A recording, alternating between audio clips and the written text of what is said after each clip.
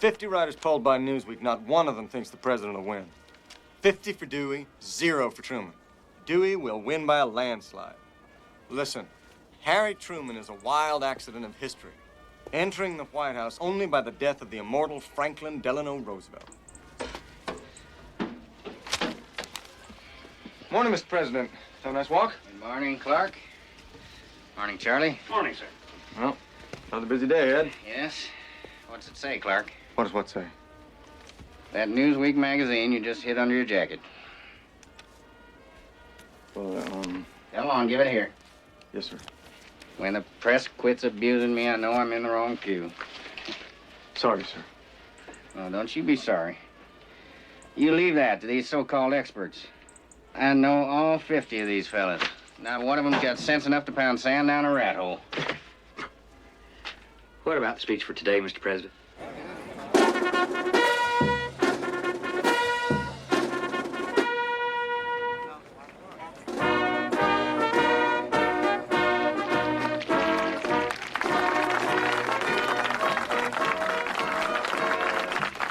Thank you all for coming. I came to you because our country is in dire trouble. I'm here on a serious mission, and because it is so serious, I propose to speak to you as plainly as I can. Instead of a recession after the war, we have more jobs than ever before. No riots, no bloodshed, no workers crying for jobs, no farmers starving, no veterans starving in the streets. Why? Because we took care of them.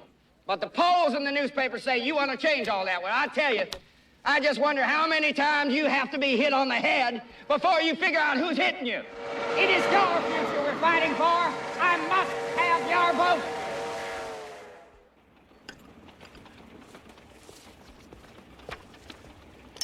Dear Bess, the general trend seems to be I'm a very small man in a very large place.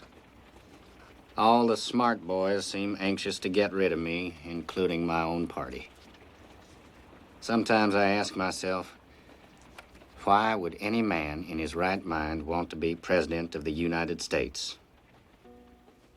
I know you never wanted to be the wife of a politician, but here you are, hitched onto a wild ride through history. And sometimes I wonder, will you ever forgive me?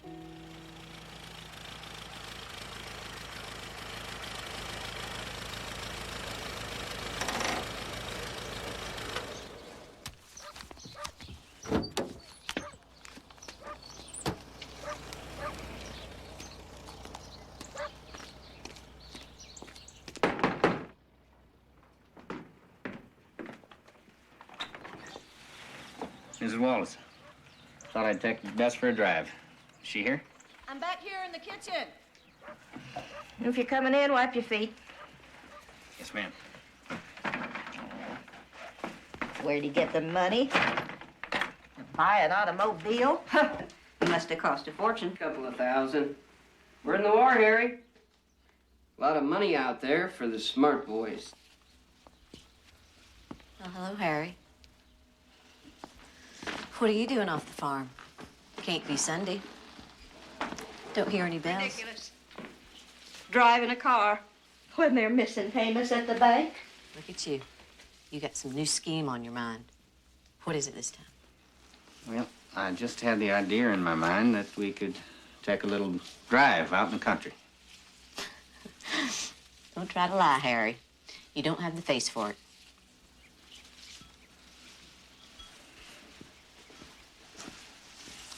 It's hard for me to talk here. She can't hear us.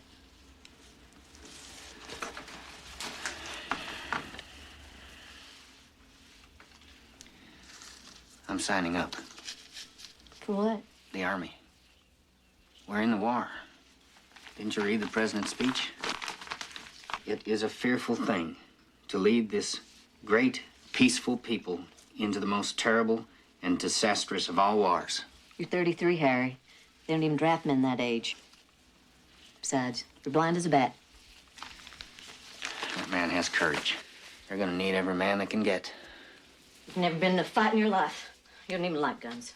Well, no matter how old, blind or untried I might be, I can't stay home and be a slacker.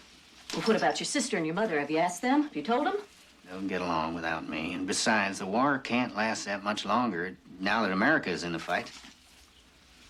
You're serious. Yes, I am. You are more stubborn than a Missouri mule, and you got just about as much sense.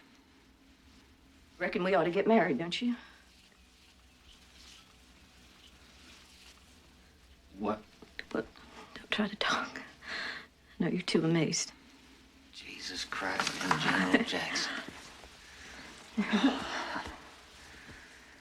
All these years, I have waited to hear those words. You think buying an engagement ring on borrowed money might be bad luck? I need an engagement ring. We're gonna get married. Let's do it now.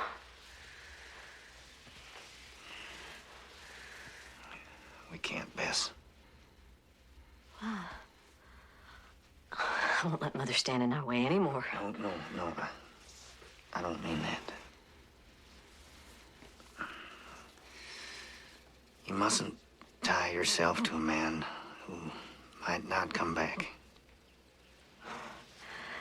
Don't say I don't know. I can't do that to you. that. You're gonna be all right, Harry. And I'm gonna be right here when you get home.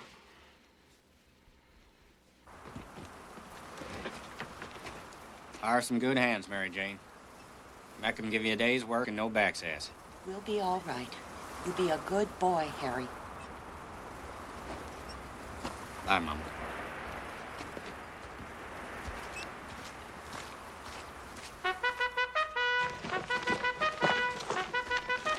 Company D. Called Dizzy D. Irish Catholic from Kansas City. You're the fourth commander we've had this year. The last one lasted 90 days.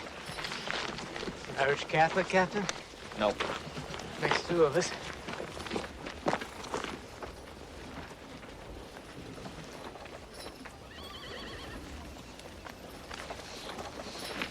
Lieutenant, call the man to attention.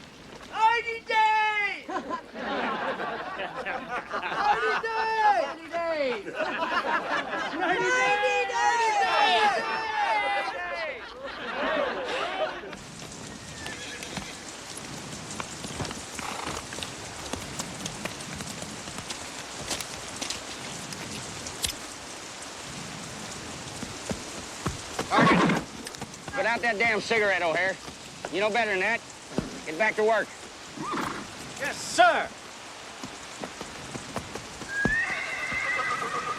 Soldiers, you can sleep tomorrow. Let's get these guns online.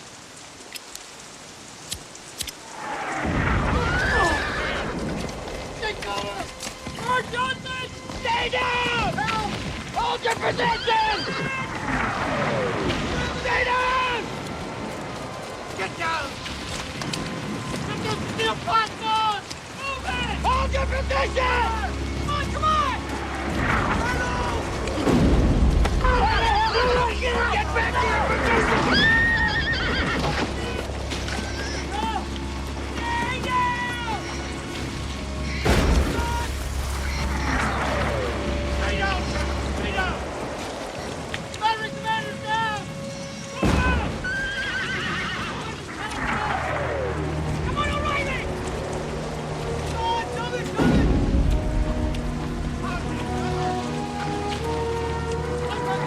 Get back to your position! You violent, Irish sons of bitches!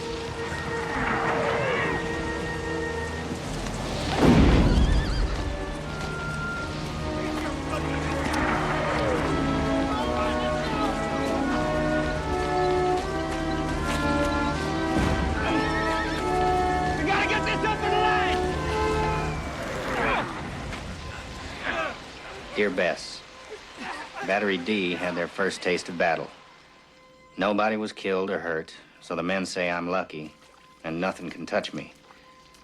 I was scared green like everybody else, but I'm not letting them in on that little secret. Another fine day with news the war will be over soon. Not soon enough for you and me.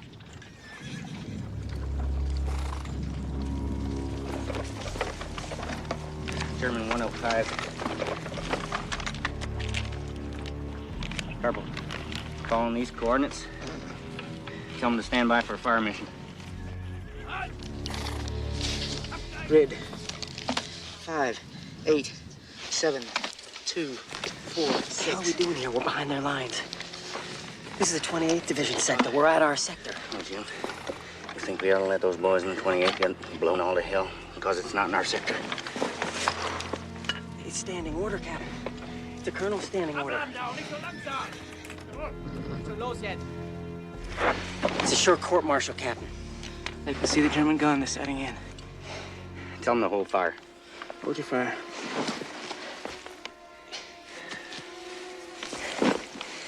Sure pity the farmer's got to plow this field after the war. You going back to farming after the war, Captain? I can think of better ways to make a living than looking up a mule's ass, Corporal.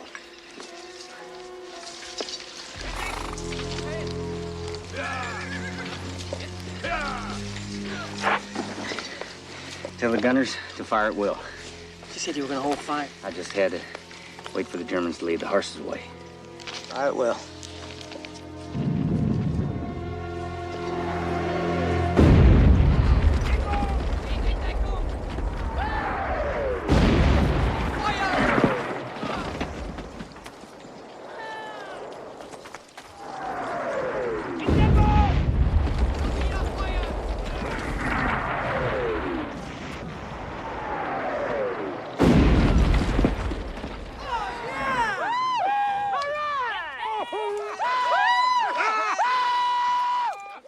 Don't cheer, boys. Poor bastards are dying.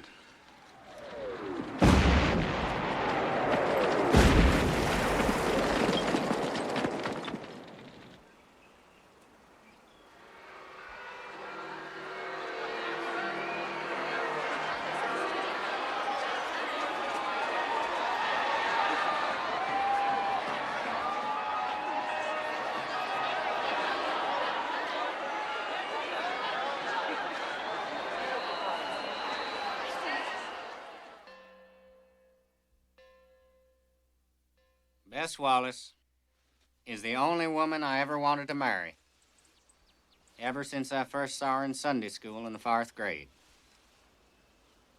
Today, you all share my dream come true.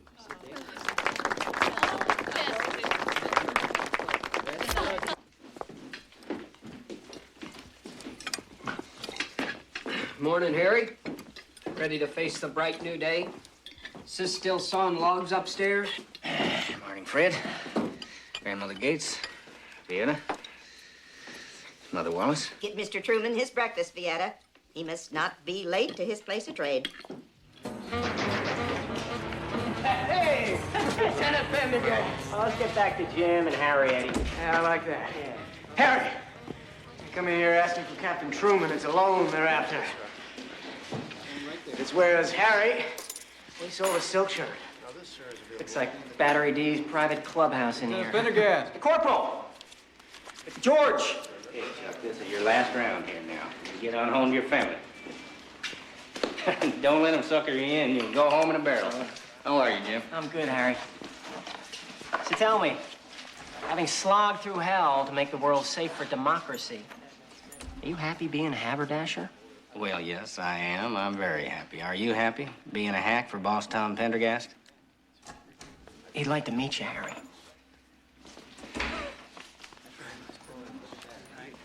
Well, I don't think so. What does he want with me? Most people don't ask that question. Yes, I know they don't. And if they're not careful, Tom Pendergast becomes their real good friend. Well, that's one view. But listen, Harry, he's got a good heart for the people. I told him about you. Well, Jim, look, neither I nor my daddy had any luck at farming. And the farmer needs luck, like he needs, rain and a crazy banker. I believe luck has finally come our way. Thank you, Vieta. That was delicious. Hey, sis. You hear about your husband's veterans reunion? There was a brawl. They called the cops. Harry paid the bail and all the damages to the hall. I'm delighted his business allows him such extravagance, Bess.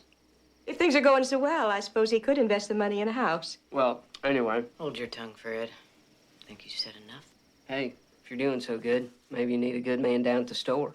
He's not thinking of moving elsewhere, is he? No. Not right now, Mother. Now, what does that mean, not right now? I wouldn't mind working with a Jew. I would appreciate a little warning if you make plans. We ought to clear the table. Boys, we're just having a good time. Oh, I know. Got a little out of hand, that's all. Mother has got to get used to me being married. She depends on me. But we're not going to live here forever. Banks fail as post-war boom times go bust and financial panic spreads. With factories closing, the unemployed go hungry, and ex-workers line up to trade their votes for food. You have your voter registration in hand. Hey! Hey, you make get back in line. No more handouts. $35,000. How do we get so much in debt? We've got to file for bankruptcy. People trusted us enough to give us credit. I'm not going to make them pay for my failure. It wasn't us that failed, it was the whole damn country. I can't take bankruptcy. Well, then how can I? So much hope. What are you gonna do? I don't know, Eddie. Shot? Can I ask you something? 5 years we spent more time together than with our wives. And all that time, you never had Bluma and me to dinner at your house.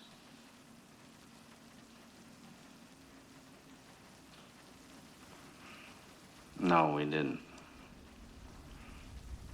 Is there a reason for that? Bess doesn't like Bluma?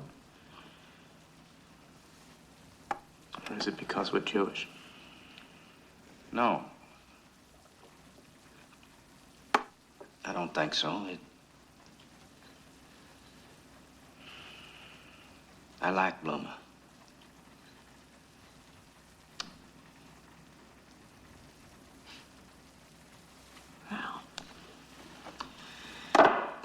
I'm sorry. Nobody except family comes to the Wallace home. And not many of them.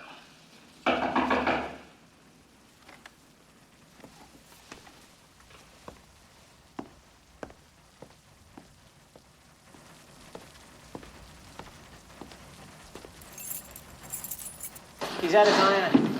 You're well respected, Harry. A veteran, an honest businessman. Never heard Boss Tom had much use for honesty. Tom's got a use for everything. You take this to Billy Fiddler. He'll fix you up. If he writes in black, it means do what you can. Stay off that damn bottle. If he writes in red, it means just do it. Uncle TJ. This is Captain Truman. How come everybody likes you so damn much? 3,465 simoleons per annum. How can he be a judge? He has no education in law. Not a law judge, Mother. More a county commissioner. You'd be one of 3, right, Harry? If I got elected? One of Boss Tom's boys. Tom Pendergast is a common thief. Well, I don't intend to be a thief. I made it clear that if I ran... You know my opinion. Politics cheapens a man. Mother, please don't. Mr. Wallace had no trouble in his life till he ran for public office. Well, a man has to keep his head, not breathe the hot air, and avoid the graft. You think you're special enough to survive influences that have weakened and destroyed others? With far more qualities than you.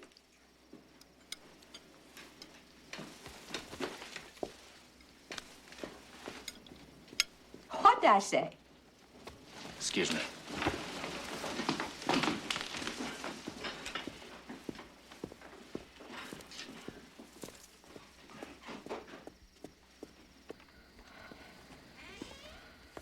Bess, I'm sorry. I didn't mean to set her off. I just got to make a decision. With the star going under and the baby coming. They found it in the bathtub. Bess. The bullet, when my father killed himself, the bullet went through his head. They found it in the bathtub. Don't, Bess. Don't. Bess, listen to me. I've got to pay off the store debts. I've got Mother and Mary Jane to take care of, as well as us here. I think I can do this. I think I'm strong enough to handle it. I know you are. I don't want you to have to worry. And if you really don't want me to run, I won't. I knew this young man before he was born. Farmer, businessman, veteran, and the next Eastern Judge of Jackson County, Captain Harry S. Truman!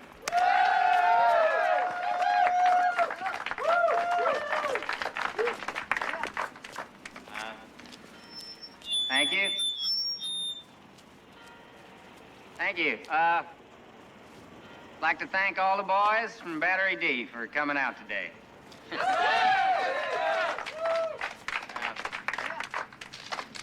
Beautiful day.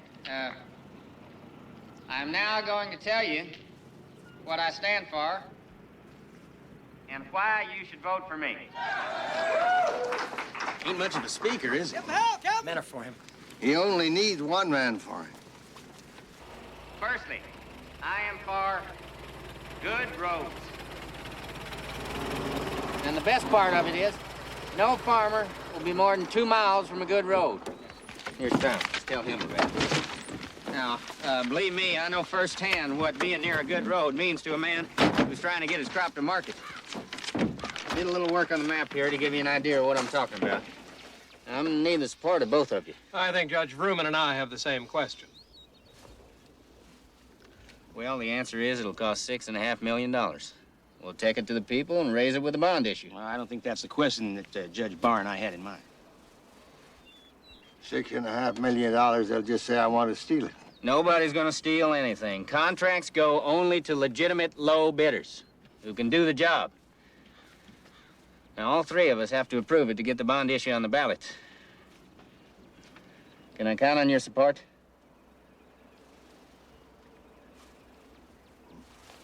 Judge Barr, Judge Vrooman, ride back to town with me. Frank, you see if Judge Truman will give you a lift. All right.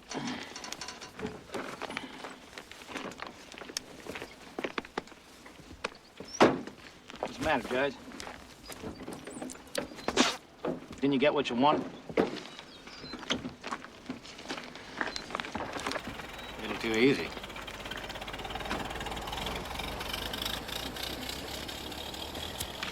You're one of Tom's boys.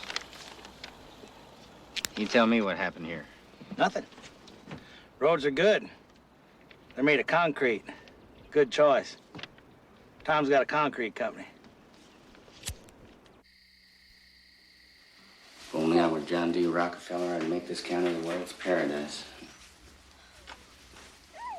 Maybe I could buy her an own crib. Margaret's not complaining.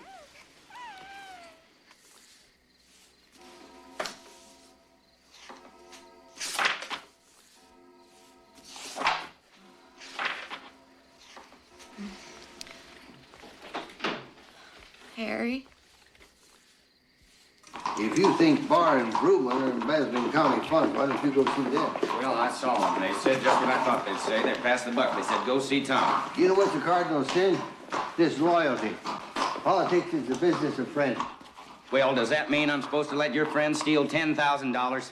10,000? Is that what this yelling is about? I don't care if it's 10,000 or 10 million. Tom, I told you when I agreed to run, I wasn't going to stand for any monkey business. You will stand for what I tell you. No, sir. I don't work for you. I work for the people of this county. You keep believing that, you'll be back selling shirts going broke. Don't you threaten me. I'll go to the damn poorhouse if I have to. You see what a stubborn son of a bitch you brought into this organization? He don't even like money. So, what are you gonna do? Well, it's the taxpayers' money. They might like to read about who's getting it. You do that, the bond issue won't pass, your roads won't get built. I'll take that chance. No chance to it. It'll happen. Now, are you gonna be righteous and save the county $10,000? Are you gonna give it $6.5 million worth of good roads, not one of them more than 2 miles away from a farm? That's the choice you've given me. That's the choice you gave yourself. Yes, sir. How old is that horse? This horse is a 6-year-old. Oh, it's beauty. It's a beauty.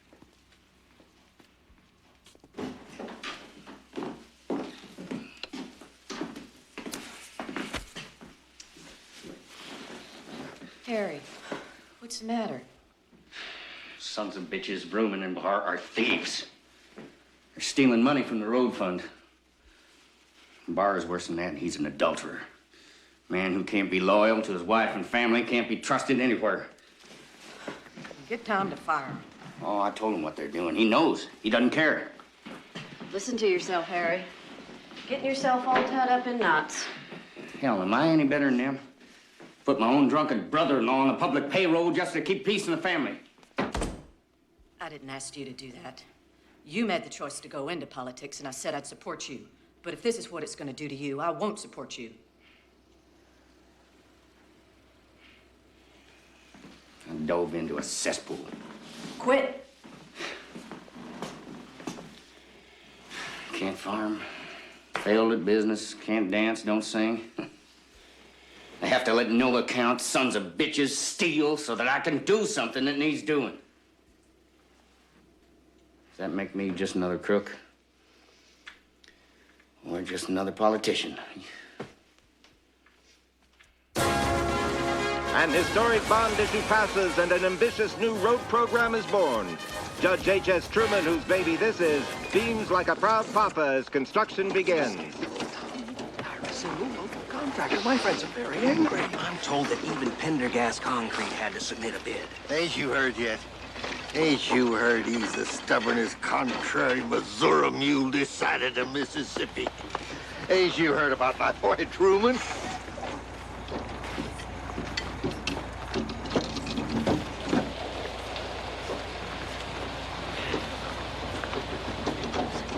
Love your wife. You'll love her pa. You'll even love your mother-in-law. If you use Perma-Shave. Mama said they're not gonna let you be judge anymore. Well, 2 terms is all they let you have. I'm gonna have to get another job. Didn't you plant trees along here? The farmers cut them down for firewood. No. What kind of job? Well, I don't know, Miss Skinny. Tom, I've been thinking about something, and I want to talk to you about it. I gave this county sewers, a decent courthouse, and $6.5 million in new roads. Not all Pendergast concrete, but a hell of a lot of it. When your people made a fair bid. Now, I am damn good at what I do. And you know it, or you would have got rid of me years ago. Tom, there is so much more to be done. What I did for the county, I want a chance to do for the state. As governor.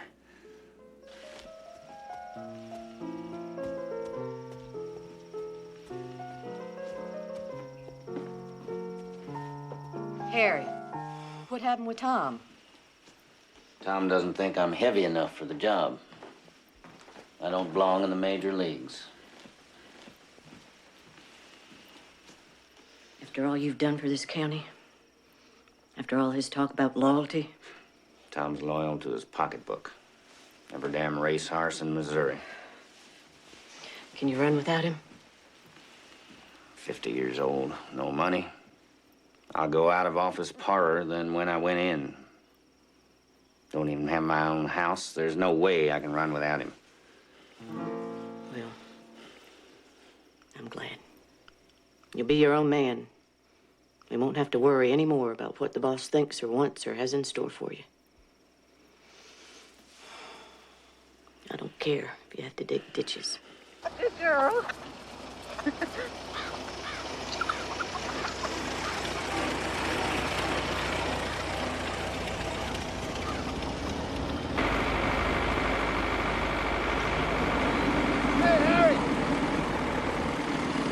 Cut that damn motor off! Listen, Harry, I think I might have come up with something for you. Well, that's damn decent of you, Tom. What is it, dog catcher?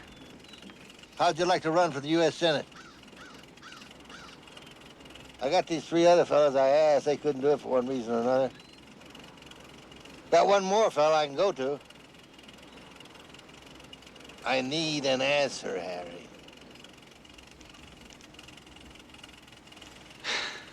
Oh, Jesus Christ and General Jackson. The answer is yes. Let's go.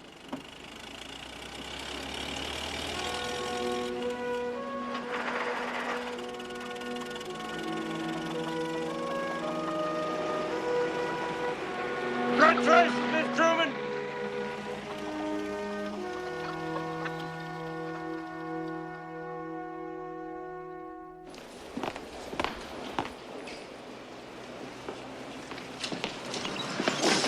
Where are you going?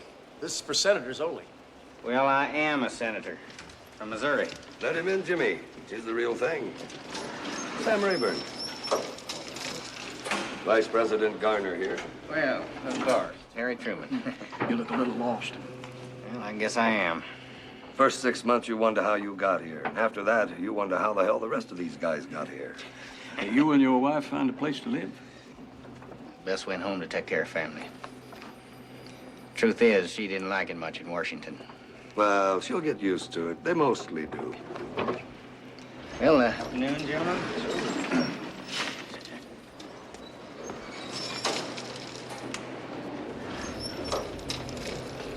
Well, Jimmy, there goes the honorable senator from Pendergast. President Roosevelt, please. This is Senator Truman.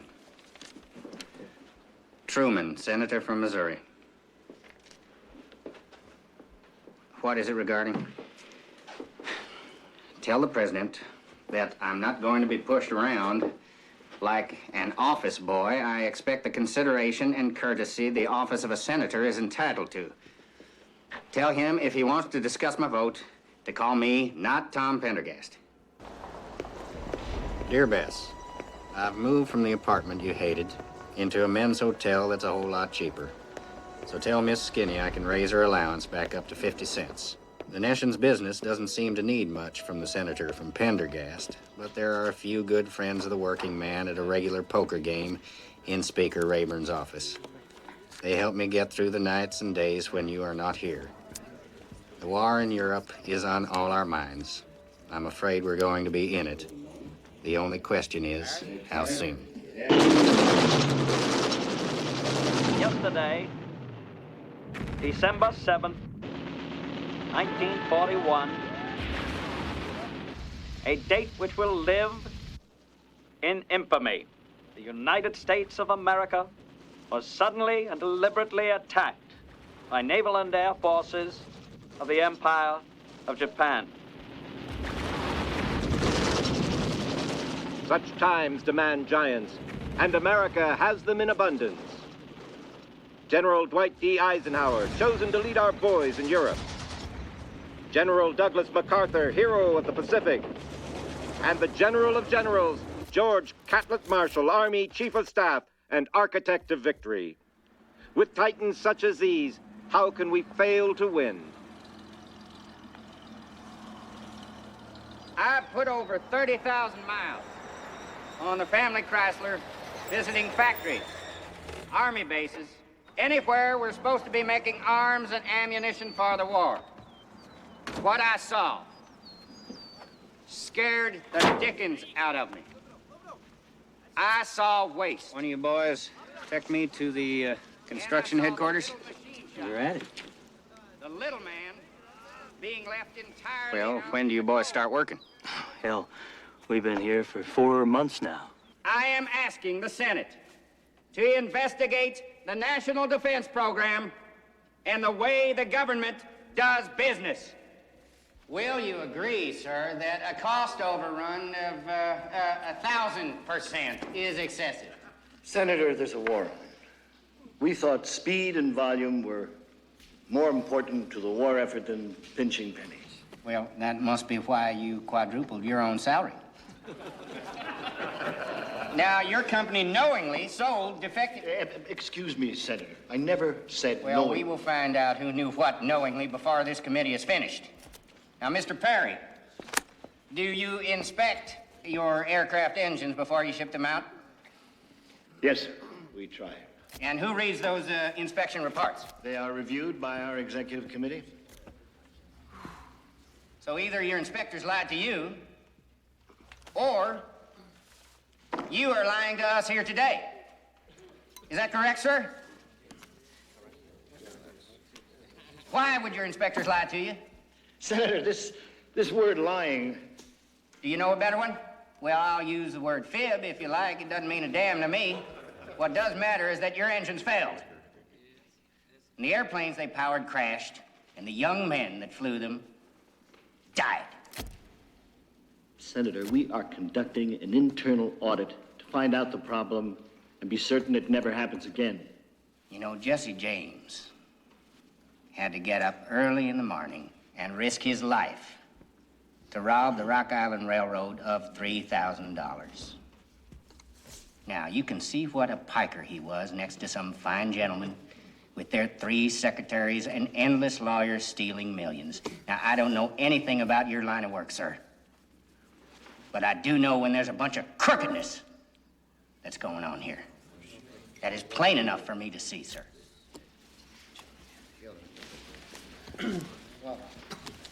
We'll take a short recess at this time.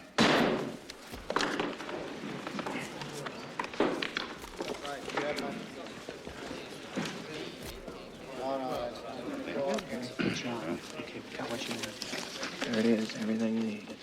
Salus populi suprema est. Translate inside. The people's good is the highest law. Cicero's orations, Miss Ardelia Hardin's high school Latin. Will you excuse me, gentlemen? My old friend, Charlie Ross. Well, I heard you were here from the Post-Dispatch. We'll have our school reunion in due time, Senator. Right now, I thought you ought to see this. Do you know anything about a project called Manhattan? No, I don't. Well, all I know is every time I've asked a question about it, I got a blank wall. What's more, people seem scared. And I've been threatened. It's all in here. I want an exclusive story if it's real. Okay, Charlie, I'll take a look. Now you're off duty. Bess is up from Independence. She'll have a fit when she finds out you're here and you haven't called. Maybe she'll still have you for dinner. I'd like that, Senator. Okay, Charlie, I gotta get back to work. Sir, Secretary Stimson will see you now.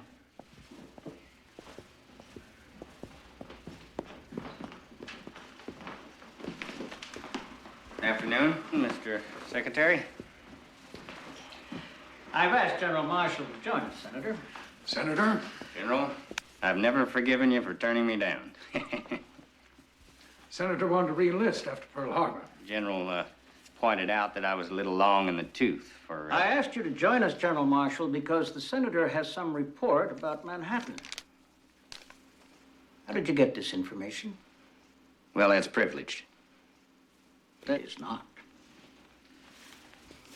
Sir, that envelope will be staying here with me in the office of the Secretary of War.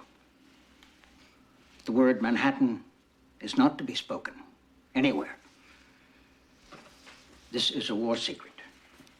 So important, we can't even investigate you to find out how you learned of it. Now, if you believe what you say in your Senate speeches and your service in the war, you'll forget you ever heard the word Manhattan. Investigator Truman, it is remarkable, says here, the transformation of Harry Truman from Pendergast errand boy, watch that stuff, to able, energetic committee chairman. Truman is scrupulously honest. His only vices being poker and the occasional glass of bourbon. What do they mean, occasional? Now, you all just hush. I'm seriously worried about that man's hat size. How do you like Washington, Miss Truman? You mean except for the climate and the people? Well, Mr. Hannigan, I think like Harry. If you want a friend in Washington, get a dog.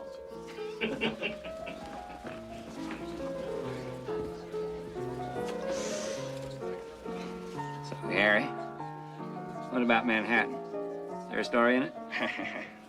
It's just an island in New York, Charlie. No story at all. Ready?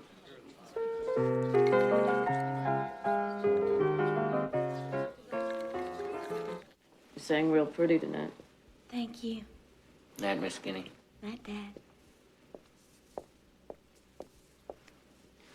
Why was Bob Hannigan here? He's Democratic Party chairman. I know that. What does he want? Well, they're looking for someone to run for vice president with Roosevelt. They want a vote-getter on the ticket. Why? They can't possibly think Roosevelt could lose an election. Well, he's already been president 12 years. There's a lot that believe that's too long. Vice President Wallace scares the hell out of people that think he's a communist. Have they asked you?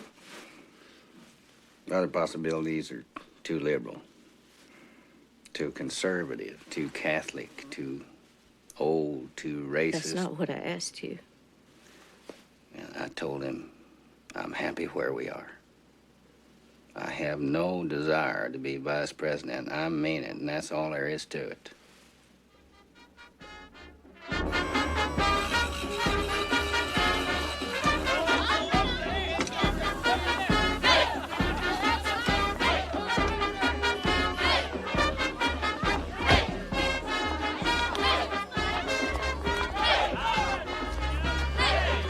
Senator, would you accept the vice presidential nomination? No, I do not want to be vice president. I'm perfectly happy in the Senate. Mrs. Truman, wouldn't you like to see the senator help out the ticket? He said no, and I believe him. He should too. Look out, boys. He's the boss. What about the draft, sir?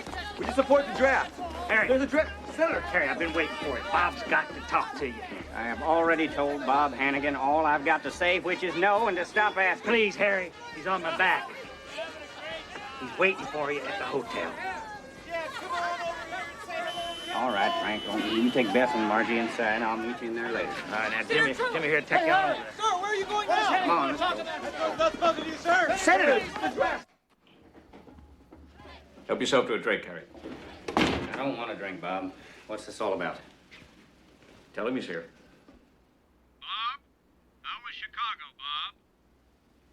Well, it's very hot here, Mr. President. Are all the fellows there? Yes, Mr. President. We're all here, and we're all unanimous. Marvelous. And that fellow Truman has agreed to be on the ticket. No, sir. He's being stubborn as a Missouri mule. Would you like to talk to him, sir? I most certainly would not. You tell him for me that if he wants to break up the Democratic Party in the middle of a world war, if he is so selfish as to put his own concerns ahead of his country, then it is all on his head.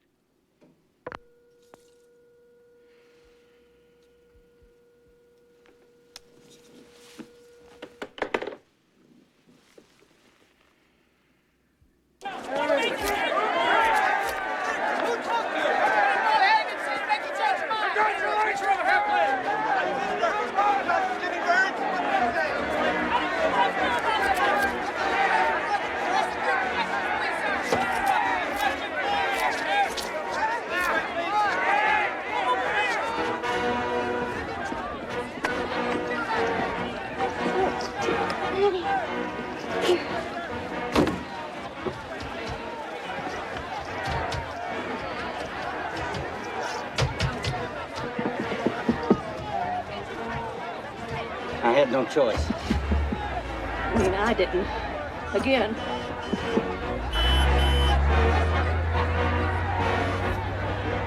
Broadway goes wild. A roaring sea of frenzied humanity greets the news. Commentator H.V. Keltonborn makes the dramatic announcement. The results are now conclusive. Roosevelt wins. The Roosevelt smiles of victory are clouded as fierce German counterattacks stall American troops, and the war grinds on in Europe.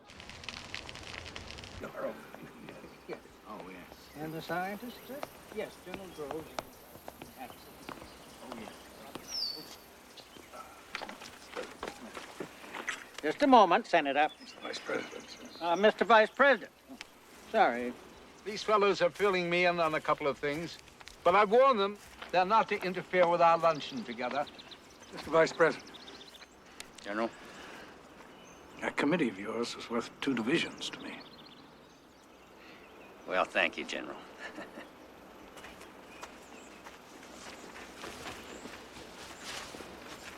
Harry, take off your jacket. It's stifling today. Yes, it is.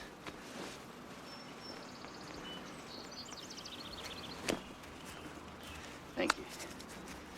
Well, there are many things that I want to discuss. Your wife, is she enjoying Washington?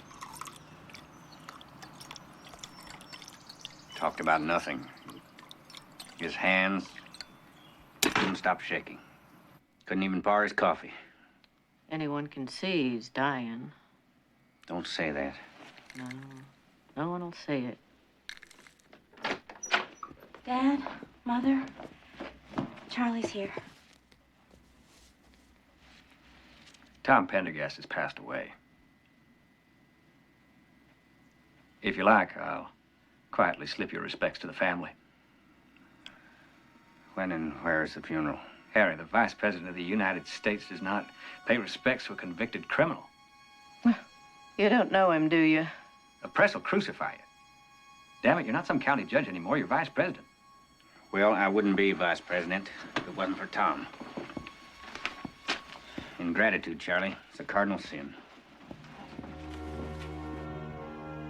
An era passes as Tom Pendergast, ruler of Missouri politics until federal charges of corruption sent him to jail, is laid to rest in private graveside ceremonies attended only by family and Vice President Harry Truman. Don't know. Speaker Rayburn, the Board of Education in session. Take a few, Brother Truman. And any funerals lately, Harry? Well, the VP's only got 2 duties, Senator. Getting you no accounts prayed over every morning in the Senate, and God knows you need it, and going to funerals. Just the same, it was a damn fool thing to do. When Tom got out of prison, he was broke. Even his wife wouldn't speak to him. He never asked me for anything. He could have, but he didn't, so I paid him my respects as my friend. I'll drink to him. You don't have to. The game is 5-card stud, eh? Mr. Vice President, we're all looking for you, sir. Call 4545. It's the White House.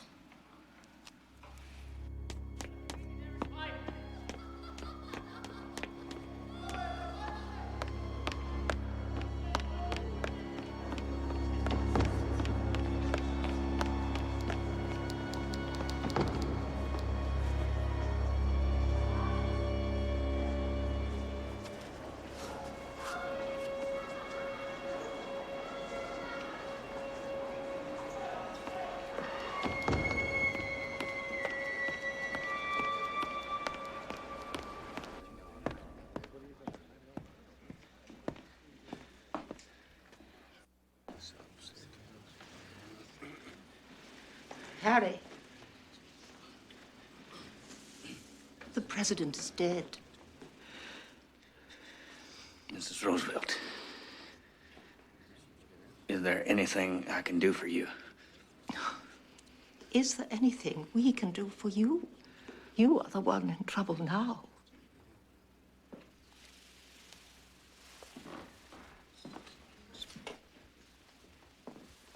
Do we have a Bible? There's one here someplace. Well, find it, damn it. Until the oath is administered, this country is without a president. Yes, sir.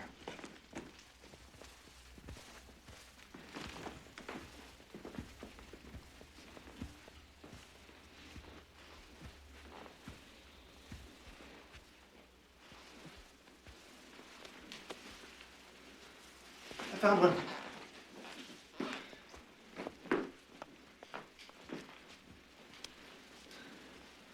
Harry. Excuse me.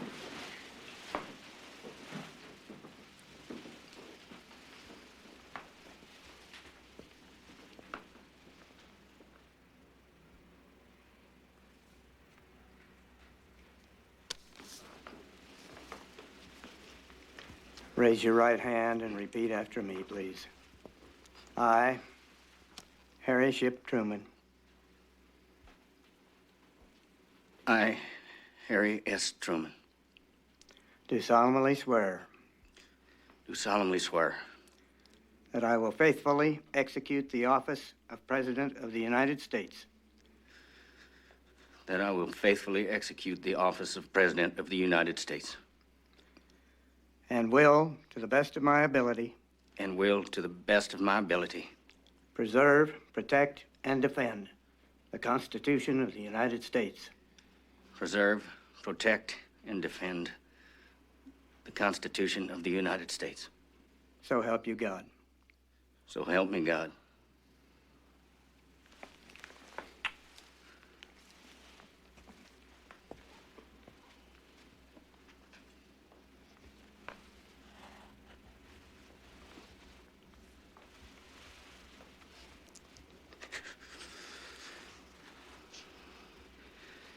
I don't know if any of you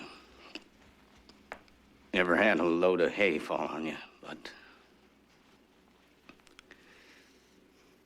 right now I feel like the moon, the stars, and all the planets have fallen on me.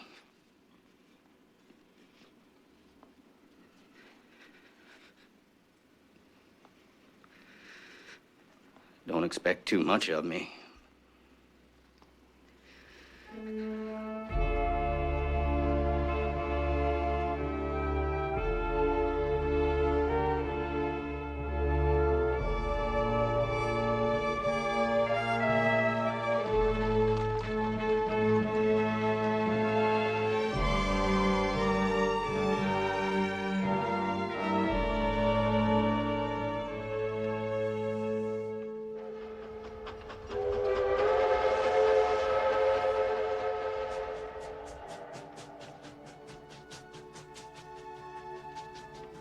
With great humility, I call upon all Americans to help me keep our nation united in defense of those ideals so eloquently proclaimed by Franklin Roosevelt. I want, in turn, to assure my fellow Americans and all those who love peace and liberty throughout the world that I will support and defend those ideals with all my strength and with all my heart.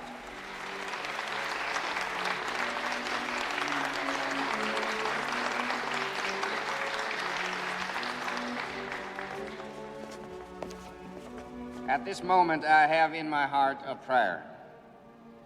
As I have assumed my duties, I humbly pray, Almighty God, in the words of King Solomon, give therefore thy servant an understanding heart to judge thy people, that I may discern between good and bad. I ask only to be a good and faithful servant of my Lord and of my people.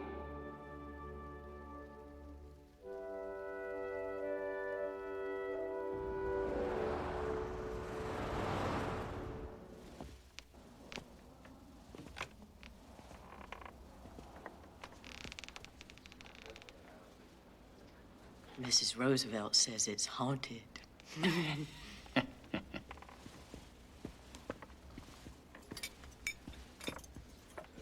Hello. It's all right.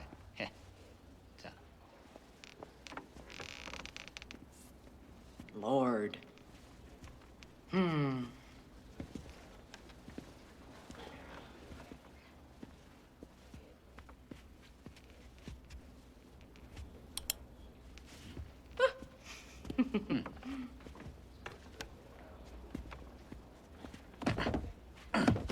Kick it.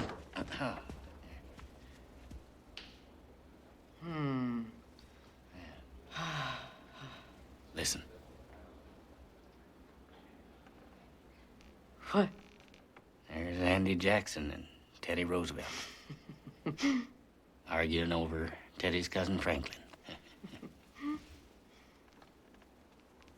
Jefferson and Lincoln talking about the new occupant.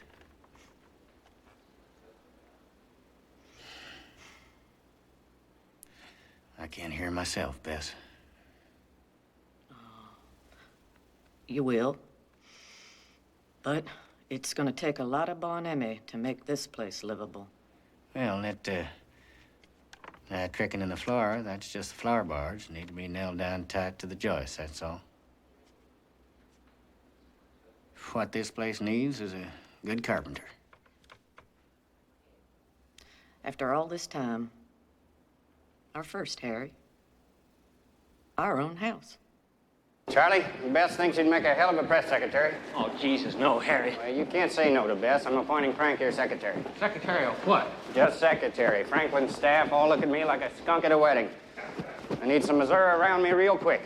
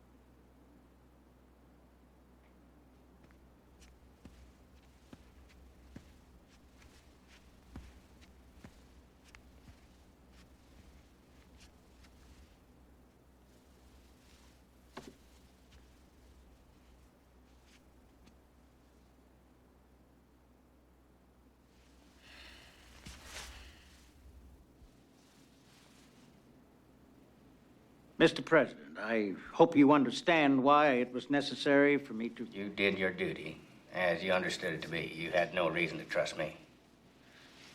Now, we don't have to like each other to work together. I'd prefer it if we did, but what will be necessary is that we trust each other. Now, I saw how you guarded the nation's interest, and I trust that. Yes, I agree with that. So let's stop all the bullshit and get down to business. Dismissed. Within 4 months, the Manhattan Project will have completed the most terrible weapon in human history.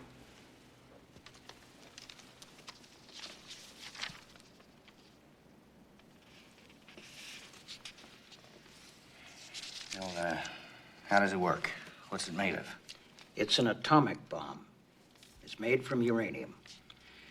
By bringing together a few pounds of refined uranium in the right conditions, it spontaneously transforms itself into pure energy. It's the same process that powers the sun. It could vaporize an entire city instantly. Do the Germans know about this? We believe they tried to make one and failed. The Russians have no idea this exists. Well, for God's sakes, let's keep them in the dark. Mrs. Truman, what qualities do you think would be the greatest asset to the wife of the president? Good health and sense of humor. Do you think there'll ever be a woman president of the United States? No. Would you want to be president? No. Would you ever want Margaret to be first lady? No. If you had a son, would you try to raise him to be president? No. Mrs. Roosevelt liked to meet with us once a week. How often will you be holding your press conferences, Mrs. Truman? This will be my last one. Well, how will we ever get to know you? You don't need to know me. Anybody know what day this is? Well, I knew there was some plot going on. I better start blowing before this old fire trap bursts into flame. That's right. Oh my God, it's a Republican! Well, I'll take care of that rascal. I'll call in the Marines. Go on! Go on! There he goes. He's gone. Your Marines ought to be elsewhere. Make a wish, Dad.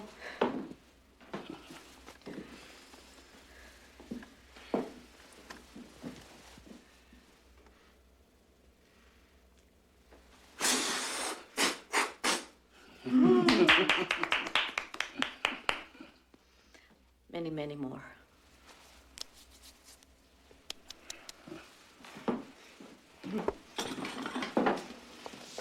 Were you surprised? Well, yes, I was. You got me. Sweetheart, I think Margaret and I are going to go home for the summer. It's not really good for her to be here in this goldfish bowl, and I'm a no earthly use to you.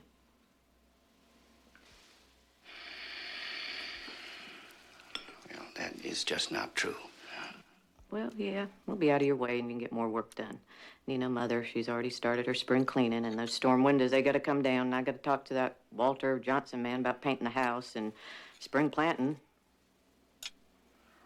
Well, I need you here.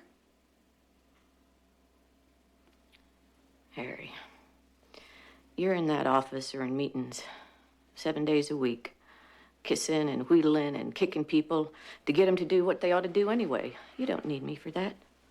I wouldn't be good at any of it. Even if anybody here ever listened to what a woman had to say anyway. I'm gonna get some napkins.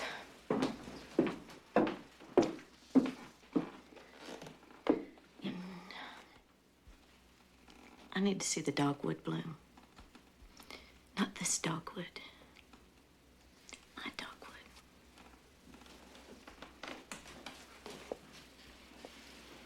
It's all happened so fast. She needs time. She'll come around.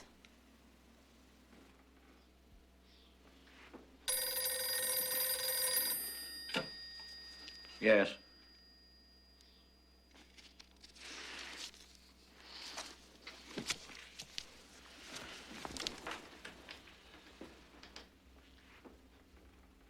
Thank God. That's wonderful news. Thank you.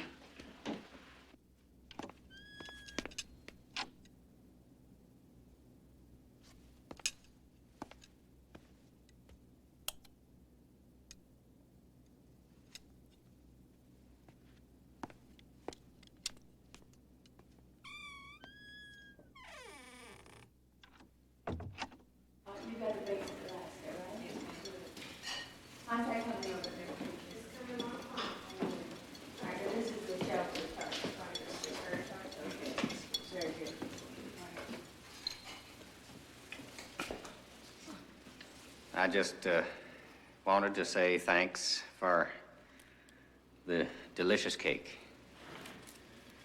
I got plenty left here if anybody wants a piece. Oh, well, I didn't mean to interrupt your work. Here, I'll just leave it here for you. I've cooked for every president since Mr. Coolidge. You're the first one since him ever came down here. You just came to make sure we weren't giving any food away.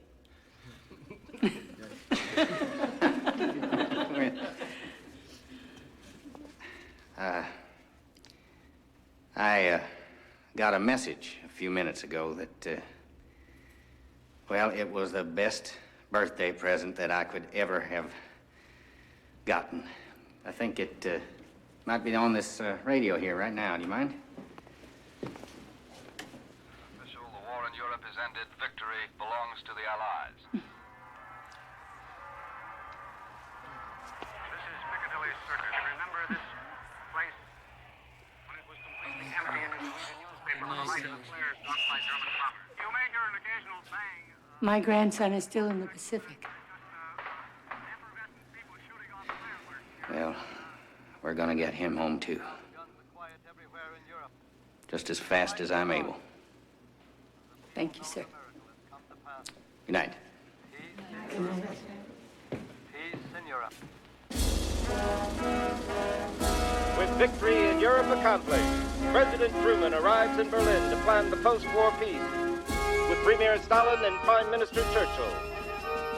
There is not one piece of territory or one thing of a monetary nature that we want out of this war. Немецкий флот – трофей выигранной войне. Англичане должны поделить его с Советским Союзом. That issue will be discussed by our foreign ministers. Если все вопросы будут решаться нашими министрами, что останется делать нам? Romania, Bulgaria, You agree Hungary. that these nations would have democratic Если governments. правительство не фашистское, тогда оно демократическое. Dear Bess, we are three old men walking in a graveyard planning a brave new world, and we're haggling like a bunch of old women. This head of mine should have been bigger and better proportioned. There ought to have been more brain and a larger bump of ego or something to give me an idea that can be a #1 man in the world. Mr. President.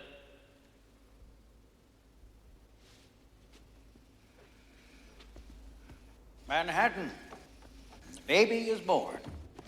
We're in the Russian zone. The Russians prepared this house. I suggest we speak outside.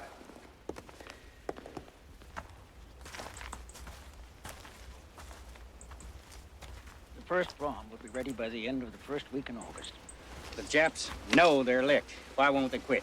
Well, their strategy is to prolong the war, no matter what the cost, until we agree to let the Emperor stay on the throne. We'll prolong it by any means necessary.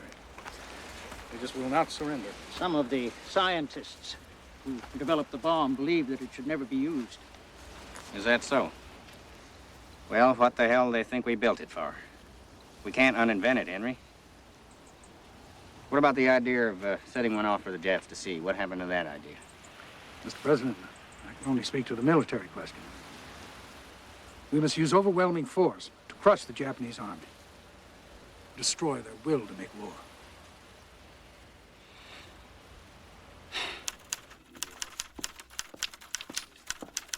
Press Secretary Ross? Yeah. The President would like to see you, sir. It's pronounced Hiroshima. If you're going to remove it from the face of the earth, you ought to know how to say it. I didn't call on you for cheap sarcasm, Charlie. I was hoping for common sense. They're telling you how many dead? Oppenheimer, the chief scientist for the bomb, says it might kill as many as 30,000 people. With regular weapons, the firebombing of Dresden killed 30,000 in one night. Tokyo is utterly gone, with almost everyone in it. They figure 100,000 dead there. Seems to me if there is a moral point of no return, you've long since passed it. If I don't drop the bomb, so many more of our young men will die in the invasion of Japan. They're men too, and women and children. How could I face the people when it's finally over and say that I had the power to possibly end the war long ago? Spare the lives of their loved ones, and I chose not to use it. How could I look them in the face and tell them that? Harry, you didn't come to me for common sense. You came to me for forgiveness. Do what you have to do. I'll still be your friend. But this is changing the course of history. You clinched the victory in the Pacific, but you sow the whirlwind. 16 hours ago, an American airplane dropped an atomic bomb, letting loose the basic power of the universe on Hiroshima, an important Japanese army base, and it was totally destroyed. There has been no word from Japan, no sign of surrender. We have more of these bombs, and we will keep on dropping them. We will obliterate completely every productive enterprise the Japanese have above ground. We will destroy their docks, their factories, and their communications. We will completely destroy them. If they do not now accept our terms for surrender, they will get a rain of ruin from the air, the like of which has never before been seen on this earth.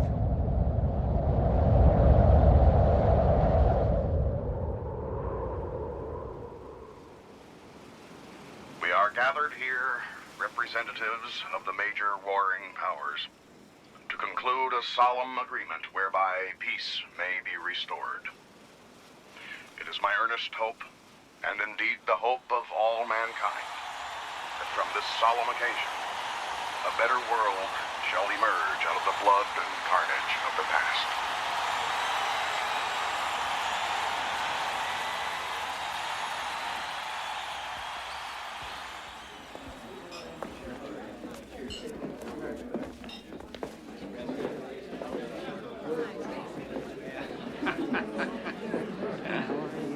Oh, what a wonderful day.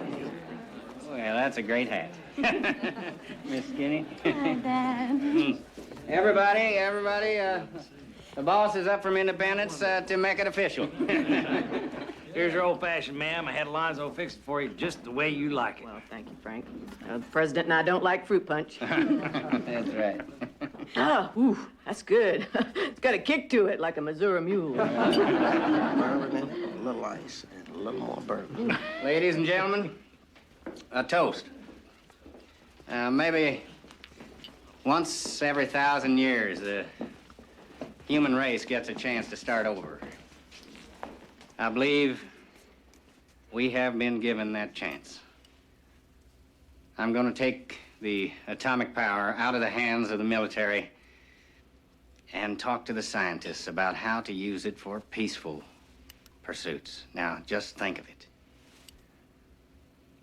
If we don't make a mistake, what a paradise we could make of this world. With the world at peace and our armies back home, weapons and ammunition no longer needed for war are dumped at sea or burned. Detroit turns out the first new automobile in 5 years on assembly lines that once produced tanks. With victory behind him, President Truman wastes no time bringing his programs to Congress.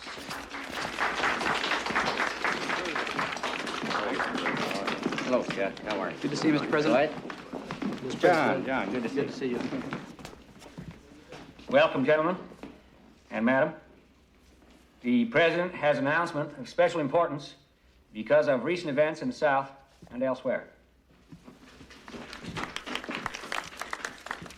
Thank you. Morning. We believe that all men are created equal and have the right to equal treatment under the law.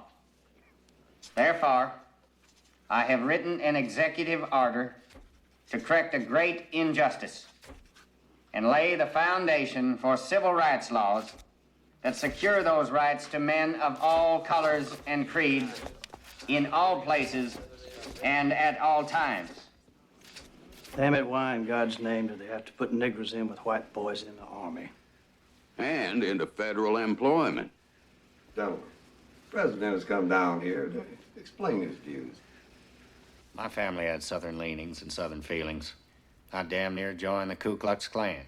Tom Pendergast talked me out of it because the Klan was anti-Catholic. But when I hear the Negro soldiers we're sending out to fight and die for their country get dumped out of armored trucks and beaten in Mississippi, and mob gangs in Georgia shoot niggers and the law knows about it and does nothing, my stomach turns over. Whatever my inclinations as a native of Missouri might have been, as president, I know this is bad. It is an evil of the worst kind. I'm going to try to stop it, and that's all there is to it. What beats me is how a man as smart as Franklin Roosevelt could make a damn failed haberdasher his vice president. If we must grind up human flesh and bone in the industrial machine that we call modern America, we owe protection to those men first, and we owe the security for their families if they die. I say it, I voice it, I proclaim it, and I care not who in heaven or hell opposes it. I am the representative of 140 million people. I cannot stand idly by, for they are caused to suffer by reason of the coal miners and the railroad men going on strike. I request Congress to authorize the president to draft into the Army all workers who are on strike against their government. In Europe, one-time allies fall to communist aggression. From Stettin in the Baltic to Trieste in the Adriatic, an iron curtain has descended across the continent.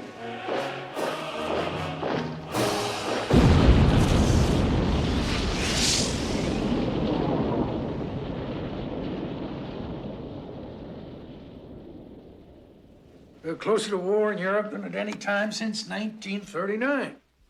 If we recognize the Jewish state, the Arabs will attack. Jews don't have an army. We'll have to protect them. With what? We don't have the men, we don't have the weapons, and we can't take what we do have out of Europe. And Stalin would view the creation of a Jewish state as a perfect opportunity to try and drive a wedge between Iran and the West. Clark. This is a foreign policy briefing, Mr. President. What is Clifford doing here? He's the White House counsel. I asked him to be here, General. Well, if you'll excuse me, sir, I believe Mr. Clifford's interest is in the Jewish vote. Well, now, wait a minute. Let's just see what he has to say here. Clark? No matter what the State Department or anybody else thinks, we are faced with the actual fact that there is to be a Jewish state. Recognition of that state would embody everything that this country represents. Not only the establishment of a friendly democracy in an unstable part of the world with no democratic tradition, but the creation of a safe haven for people whose suffering is so vast as to stupefy the human mind. Well, George, he's right. And you're right. And Dean's right.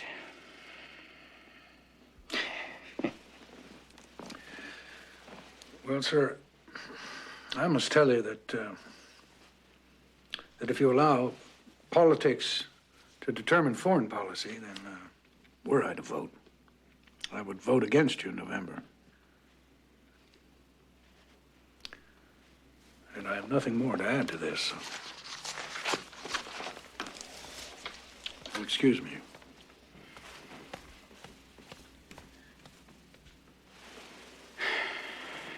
Well, that was rough as a cub. Let him resign. It's hard enough dealing with your friends. Why put up with open rebellion? Dear Bess.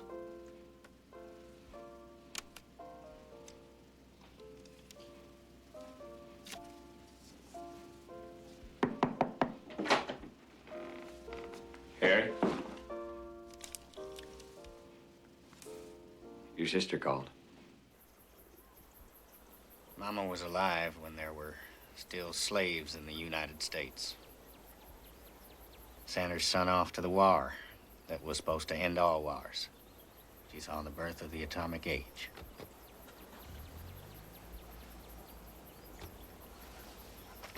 Come on. Bess, I'm not going to run for another term. I'm going to do what I think needs doing and finish it out, and then we'll come home for good like you always wanted. When are you gonna stop making promises you can't keep? You'll run. You'll have to. According to who? Not the Democratic Party. I thought this would please you. Well, you can please me by stopping thinking you can read my mind. You'll run, 'cause you have to be president in your own right. You know that. If you quit now, just like it's been all an accident. Roosevelt dying before his time. And I'm not gonna live out my days watching some old man sit around thinking he was nothing but an accident. Harry? What are you doing here on Saturday? For your desk. Got it from a fella in Texas. The buck stops here. How about that? That's right. And I got another surprise for you.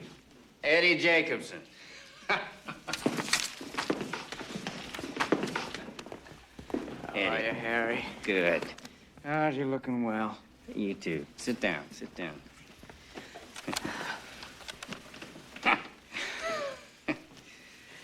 How's the family? Well, paid off the last claim from my share of the store last year.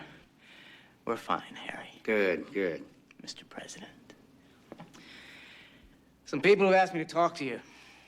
Great people. Great Jews.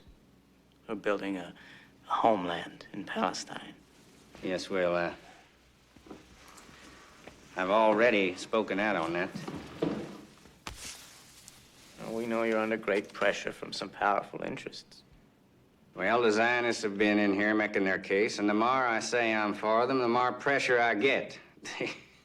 They can't take yes for an answer. It's not a thing to joke about.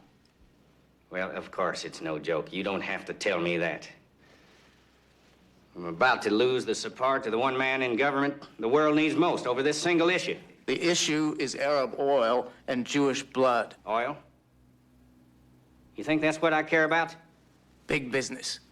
Low gas prices, Jewish blood. Now, where's the right and wrong in that? Eddie, you know me.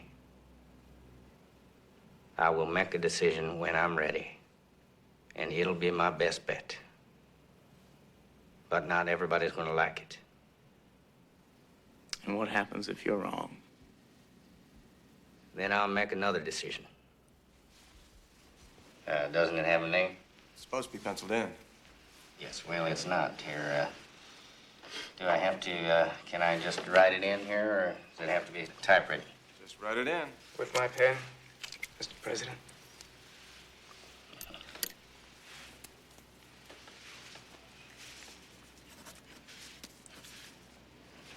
State of Israel. Eddie. Harry, God put you in your mother's womb for this moment. Mark. General Marshall. I'm sorry we disagreed, General. I would hope that we still have a future together where we won't disagree again. Sir, one does not resign because a president whose job is to make decisions makes one.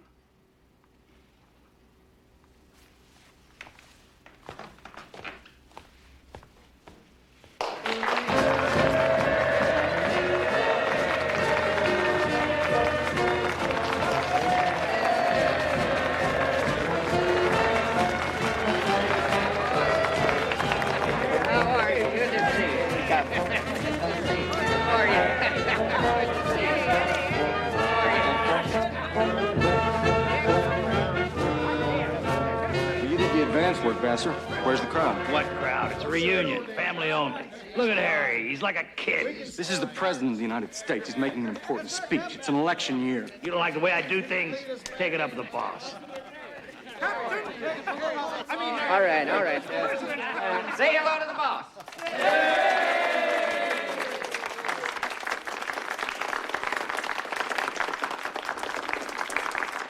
And the boss's boss.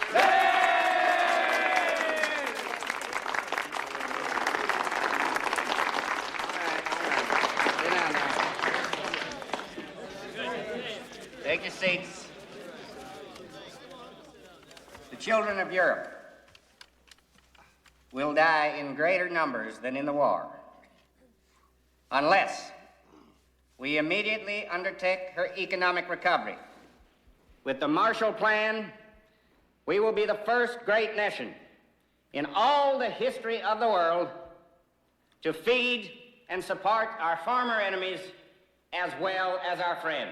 That on next January 20, there will begin in Washington the biggest unraveling, unsnarling, untangling operation in our nation's history. Election year gathers momentum with Republicans solidly behind Governor Buick. President Truman's popularity plummets, and party leaders look to heroes of the war to replace him. My politics can be summed up in one phrase. God bless America. I am a soldier. I belong to the Army. And the Army is truly national. It lives to serve the nation and nobody else, no party. The convention begins in chaos and infighting.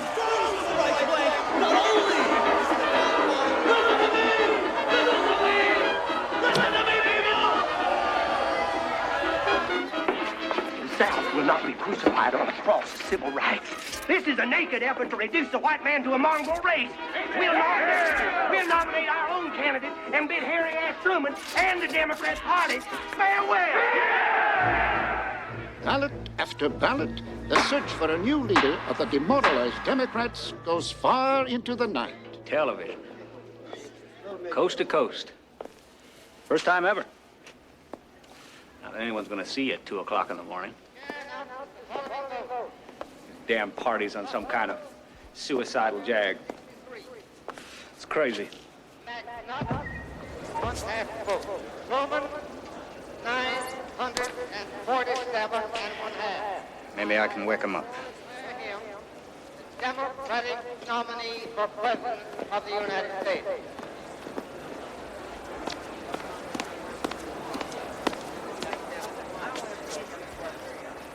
To a new and a greater destiny, the President of the United States, Harry S. Truman.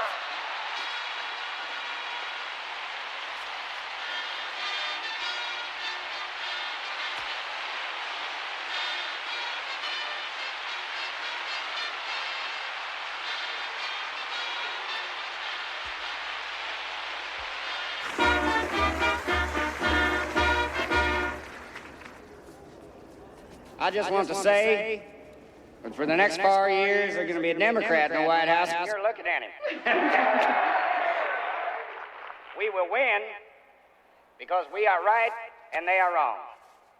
The do-nothing Republican Congress, the worst in history, say they are for education, civil rights, health insurance for everybody who's sick, housing for the working man, low taxes. All the things that I sent up to them and which they refuse to pass.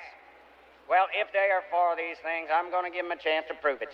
I am therefore calling this Congress back into session on the 26th of July, and if the Republicans really mean what they say, they can prove it by passing the legislation we gave them.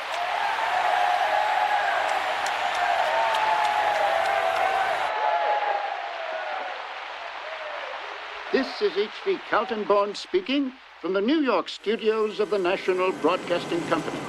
While Governor Dewey barely bothers to campaign, President Truman is on a whistle-stop crusade begging for votes wherever he can find them. This is your fight. I'm just waking you up to the fact that it is your fight. You better get out there and help me win this fight, or you're going to be the loser, not I. This Republican Congress has already stuck a pitchfork in the farmer's back. It's a sad tale of the sellout of the people to these gluttons of privilege. These cold men who skim the cream from our natural resources to satisfy their own greed. You cannot afford to waste your vote this year. I must have your help. The country cannot afford another Republican Congress. The Gallup poll showed very little hope. The president sold some. Authoritative sources say the Democratic Party is short of money. And Yes, why are we stopping?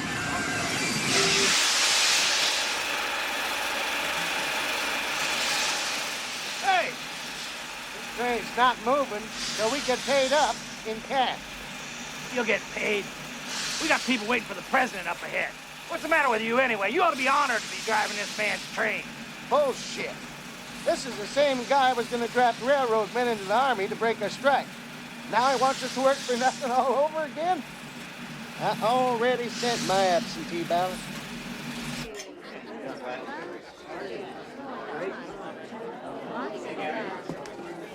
Could I have your attention, please? Thank you. The leaders of the Democratic Party have read the polls, and they have told me that they do not want to throw good money away on a hopeless quest. So they have stopped paying for the train. Now, I don't care whether you vote for Harry Truman or not. That's not the issue here. What is important is that the president can take his case to the people and let the people make a choice. So with your help, I'm going to pass the hat, and let's see if we can keep this train running. All right? All right. I told my fellow party members that if Moses had waited on the polls, he'd still be waiting in Egypt. Give him hell, Harry! Well,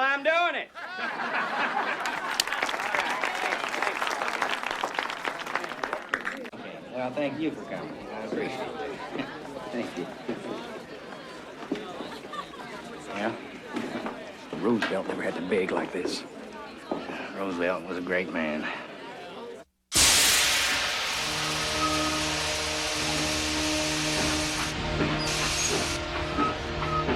I'm here on a serious mission, and because it is so serious, I propose to speak to you as plainly as I can.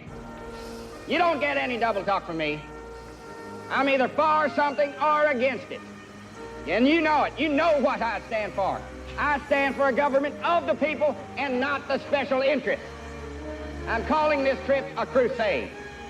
It's a crusade of the people against the special interests. And if you vote the Democratic ticket and back me up, we are going to win in November. Turn around. Get a load of this crowd. They love it. Are you kidding? These rubes will come out to see a two-headed cat. Doesn't mean they'll vote for it. Well, I don't give them hell. I just tell the truth on them, and they think it's hell. Right. You want to meet the boss? And the boss's boss? You call me boss one more time, and I'm getting off this train, no matter how fast it's going. Yeah, thank you.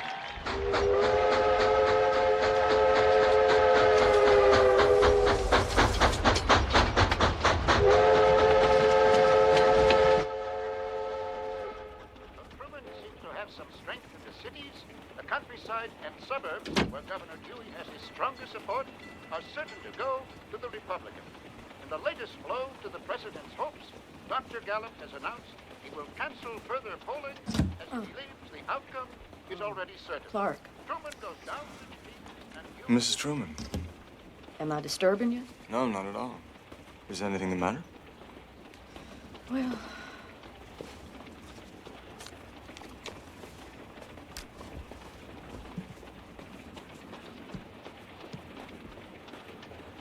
do you really think Harry believes he's going to win? Well, he certainly gives every appearance under every condition. I think he's beaten. How does he keep going? Where does that come from? What'll he do if he loses? What'll you both do? Why, Clark, we'll go home. The electorate goes to the polls in the widespread conviction that a Republican sweep is a certainty.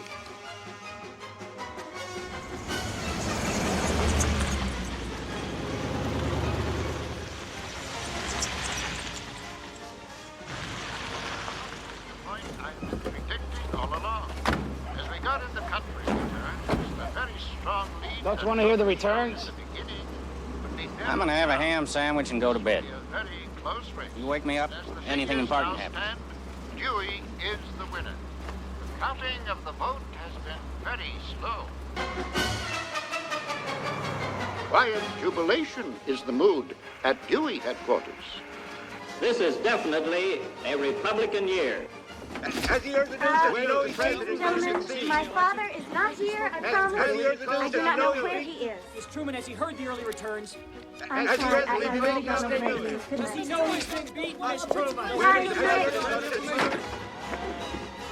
Late returns show Democrats alienated by Truman's policies returning to the fold in surprising numbers. The president is 1 million votes ahead in the popular vote. Could it be the tide is turning? Unbelievable if true.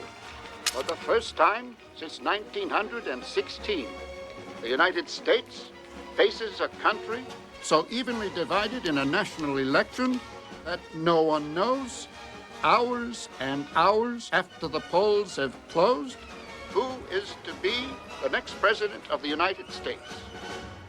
Harry Truman has accomplished one of the political miracles of our times.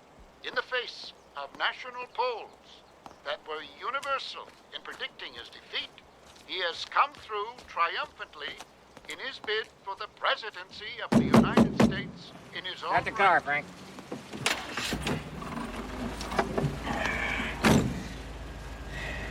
We got him beat.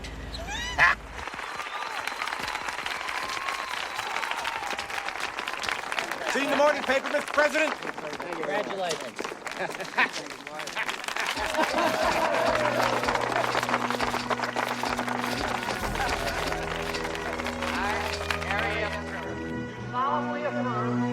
Solemnly affirm that I will faithfully execute the office of President of the United States. that I will faithfully execute the office of President of the United States. So help me God.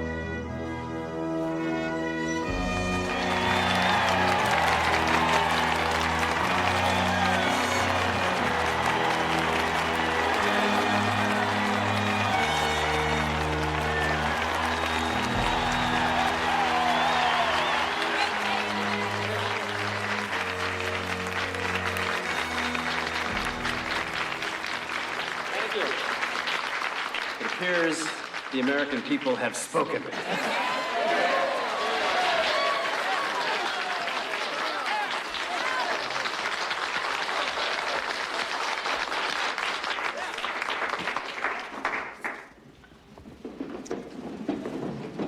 On election night, I had my sandwich and a glass of buttermilk and went to bed about 6:30. And along about 12 o'clock, I woke up for some reason, and the radio was turned on the National Broadcasting Company. And Mr. Kaltenborn, Mr. Kaltenborn was saying, while the president is 1,000,000 votes ahead in the popular vote, we are very sure that when the country vote comes in, Mr. Truman will be defeated by an overwhelming majority. Well, I'm sorry it didn't go that way. You're going to have to put up with me for another 4 years.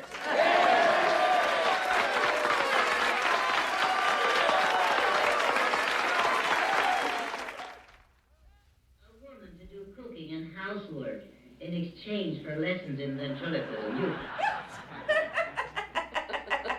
I'm gonna sing on television and you won't even see me because you don't have a TV set. Well, Mother Wallace believes what Fred Allen says about the television. And don't hold with furniture that looks back at you. Television's the future, better get used to it. Mr. President, Secretary of State Atchison is on the line. Hang up. It's too late for the telephone. I want you to go a day ahead to your concerts so you can check into your hotel. And you get a good night's sleep before you have to sing, too. Yes, Dean. I gave him part of my supper last night and he growled at me. Oh, no. Are you trying to insinuate that my cooking isn't fit for a dog? Well, that's Einstein's theory. How the hell did we let this happen?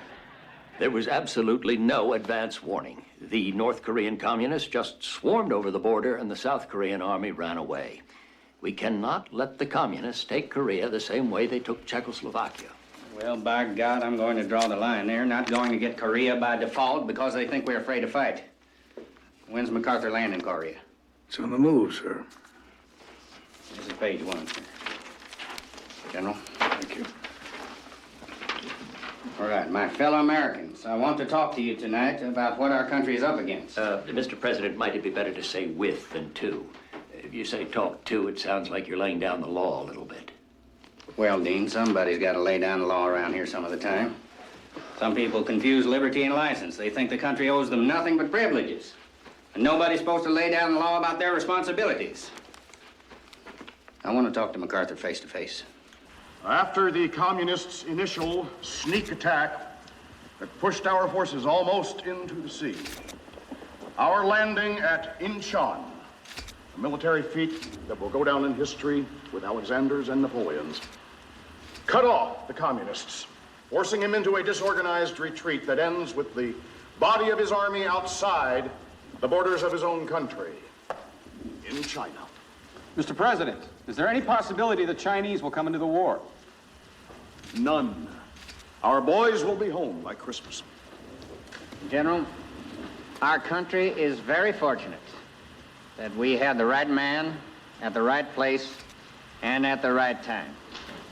Boss don't like the son of a bitch. You believe what you said back there? The Chinese will not attack. We have beaten them for now. Well, I want to be sure that Korea does not develop into World War III. We are already in a worldwide war against the communists, sir. I am surprised you don't see it that way. Korea is the opening round. I want Korea to be the closing round.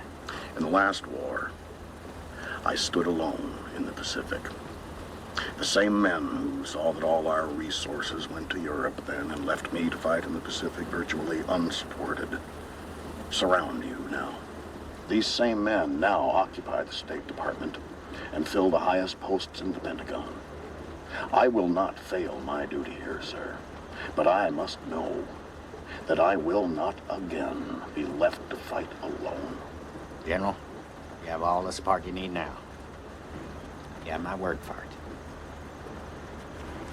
Well, fine. May I smoke, sir? Go right ahead. I expect I've had more smoke blown my way than any man alive. Dear Bess, had dinner by myself tonight. Barnett pulls out my chair. John brings me a tenderloin. Barnett brings me asparagus and beets. I ring. Barnett takes the plates. John comes in with a silver crumb tray. There are no crumbs, but he has to brush them anyway. I take a hand bath in the finger bowl. What a life.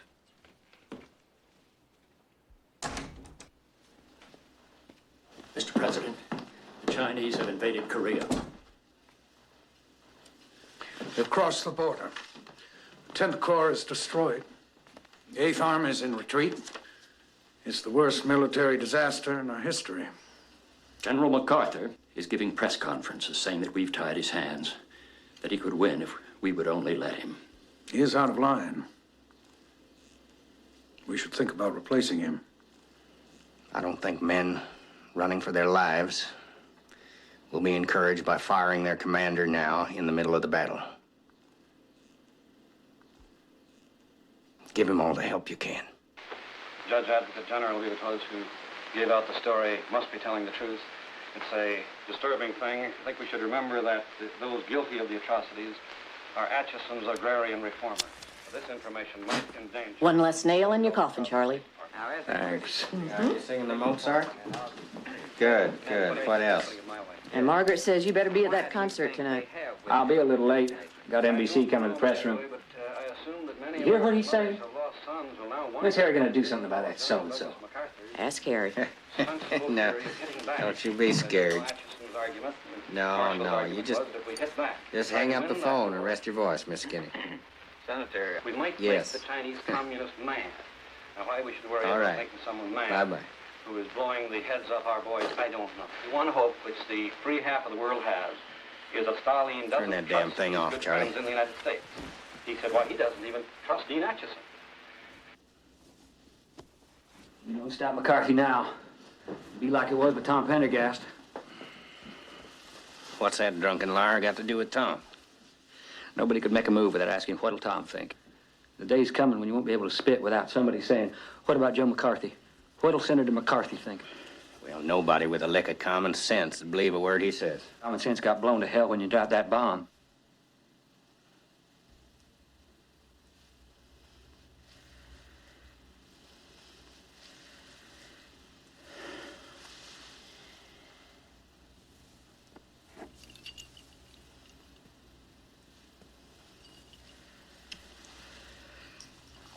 Harry.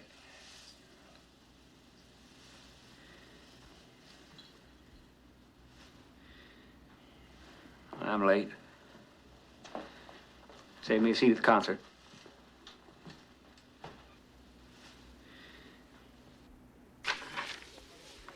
Hurry it up, will you? I'm gonna miss the whole concert. I think we're ready now, Mr. Ross.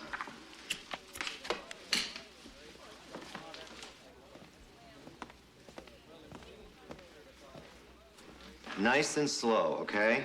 Don't mumble. I always speak very distinctly.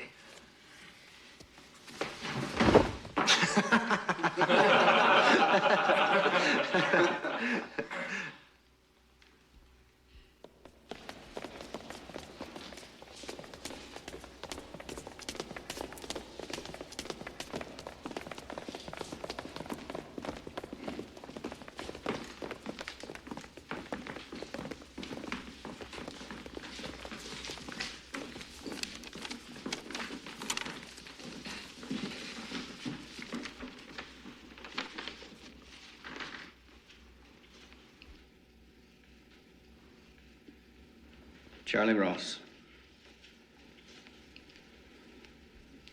friend of my youth,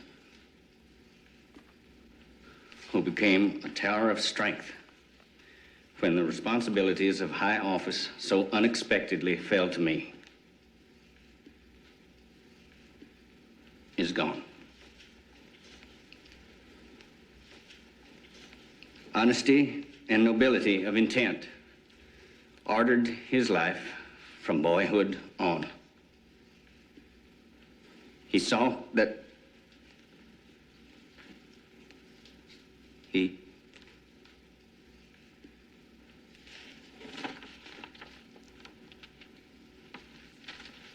hell, I can't read this. You fellas know how I feel anyway.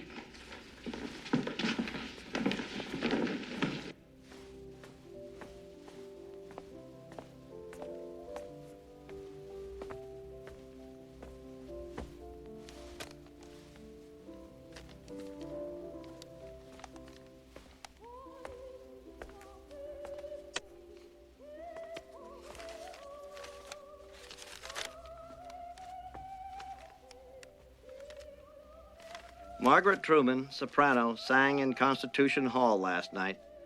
She is extremely attractive on stage, yet Miss Truman cannot sing very well. She is flat a good deal of the time, more last night than at any time we have heard her in past years. There are a few moments in the recital when one can relax and feel confident that she'll make her goal, which is the end of the song.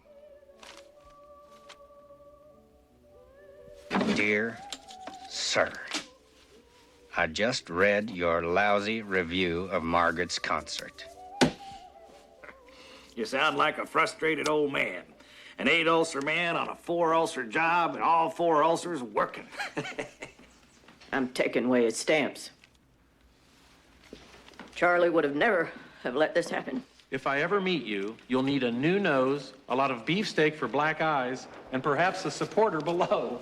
A prominent medical authority told me that Truman is afflicted by malignant hypertension, bewilderment, and confusion. I could see that at Wake Island when I looked him in the eye. It's Christmas and our boys are still in Korea fighting bitter sub-zero cold as well as the Chinese. War today. War in Korea, but the Korean War is merely a small phase of the great world war with atheistic communists. Why has this administration deliberately built up Russia?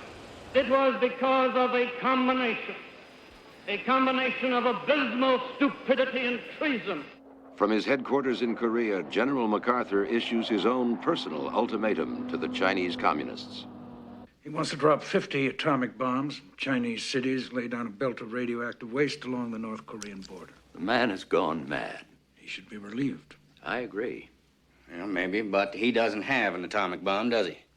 I believe I still have those in my control. Just order him to keep his mouth shut. Someone must take a stand. I personally am ready to meet with the Red Chinese at any time. The choice is theirs. Surrender or face extinction. Does he think he's the president? He has crossed the line. I warned him. If he wants to show contempt for Harry Truman, he'll have plenty of company, but he will not show contempt for the President of the United States. Let me do it, sir. I'll force him to resign. No, he's not going to be allowed to quit. This is more than just a general falling in love with his press releases. This is a matter of who's the boss, the military or the people. Good evening, Mr. President. Evening. Senator McCarthy has called for an emergency meeting of Congress, and Senate Republicans invited General MacArthur to address a joint session of Congress. What right has your husband to fire the greatest general this country's ever had? He is President of the United States, Mother. And if he wants to fire a general, he will. General Prima Donna Brass Hat. General MacArthur returns to a hero's welcome, while Truman, Atchison, and Marshall suffer a firestorm of criticism in the Senate, led by Senator McCarthy. Mr. Truman says there's nothing wrong. He says, oh, everything is just fine. Truman actually said, if anyone hears of anything wrong, he said, get on the telephone. He said, call me collect. We do not know where we're going in Korea. We do not know where we're going in China. MacArthur knows, and he's been fired. Tragic mistake that the American people cannot fire President Truman. Let Mr. Atchison and Mr. Truman go and retain the services of our fine General MacArthur. Answer your telephone, Mr. Truman. Answer your telephone. McCarthy's bullying, his lies, his slandering of innocent men is making it impossible to govern. Now, I've asked everyone to... So the Attorney General has talked to Hoover. His FBI file. Names, dates, phone records, hotel rooms, drinking habits, every piece of tale.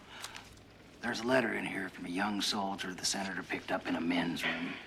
The president doesn't want to hear this. You don't have to know anything about it. We'll just hand it off to some reporter. You should have complete deniability. What the hell kind of word is deniability? I'm just the man holding this office. If I dirty it, the dirt doesn't leave with me when I go. It stays here to rub off on whoever comes after me from now on. I don't know, sir. It's a new world with new rules. I don't know if the old ways work. We believed in the truth. Well, Dean, sooner or later, the truth will take care of McCarthy. It's real high-minded, Mr. President. Fact is, he's tearing the Senate all to hell. You protect your office. That's all fine. But who's going to protect the Congress? Who's going to protect the country? This is not going to stop by itself. This man will go on and on and on until you make the hard choice. I made it, Clark. Can you live with it? We'll all have to, Mr. President. Including you. Especially you. This meeting is over, gentlemen. President. Goodbye, Mr. President. President. Thank you, Mr. President. Now, Harry, I remember a long time ago you built some good roads for some people by letting Tom Pendergast boys steal.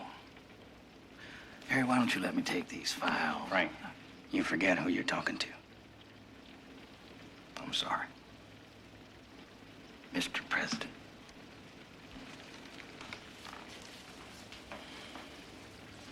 Well, shit.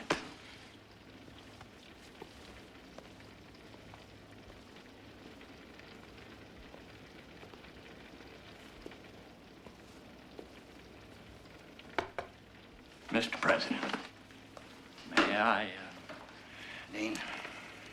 Sir, I am McCarthy's main target. Because I would not turn my back on my friend Alger Hiss, I think I ought to resign. For your sake and for the good of the administration. Because you were loyal to a friend? No, sir. You stay by me. And I will stay by you.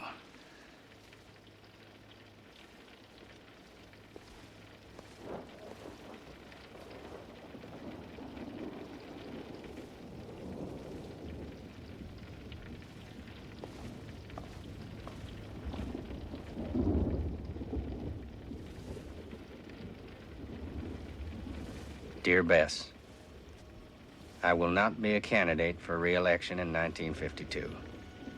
I could. I've only had one term in my own right. But I've been in this whited sepulcher of man's hopes for 8 years. More than any man deserves or should endure, including the great Franklin Roosevelt. When this term is over, I am coming home for good. This time, you can believe me. We have all had enough, I believe, of those whose thinking is still haunted by past illusions. those who are prisoners of their own fuzzy thinking and their Now own that I mistakes. have to explain that I'm not a traitor, What did this penalty hardly seems worth the effort. It meant contamination in some degree of virtually every department, every agency, every bureau, every section of our government. It meant a government by men whose very brains were confused by the opiates of this deceit. It's January 19th, 1953, 8:32 Eastern Standard Time. The President's farewell address. Next Tuesday, General Eisenhower will be inaugurated as President of the United States. I will be on a train going home to Independence, Missouri to become a plain citizen. Inauguration Day will be a great demonstration of the democratic process. I'm glad to be part of the peaceful transfer of the vast power of the presidency from my hands to his. There is no job like it on the face of the earth, and I want you all to realize how hard it is and to give Ike all the help he will need. The Cold War and the hot war in Korea will be great tests of his strength. How will the Cold War end? It will end someday because of the great weakness of the communist system. I have not a doubt in the world that a great change will occur. I have a deep and abiding faith in the destiny of free men. With patience and courage, we shall someday move on into a new era. When Franklin Roosevelt died, I thought there must be 1 million men better qualified than I to take up the presidential task. But the work was mine to do, and I had to do it. I did everything within my power, and always I knew I was not alone. You were working with me. And now the time has come for me to say good night. And God bless you all.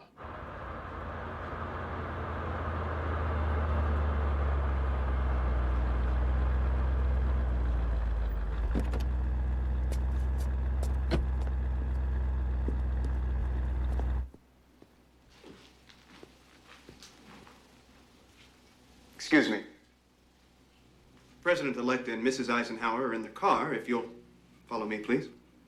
But they've been invited in for coffee before the ceremony. Ma'am, the president-elect does not want to enter the White House until he is president. You'll follow me, please? Now, wait a minute there. Don't they know that this is the tradition? Don't get on your high horse, Harry. Take it easy. Please, if you'll come with me. Mrs. Truman has laid out a special spread here. Oh, it doesn't matter, Harry. Well, it does to me. I don't give a damn if he doesn't want to sit down with me, but to insult the First Lady this way? Let it go, Harry. Eisenhower didn't defend Marshall against McCarthy, and he knows he did wrong. To one of the truly great men of this century. I don't want to ride in a car with him. You tell him that. Could you give us a minute?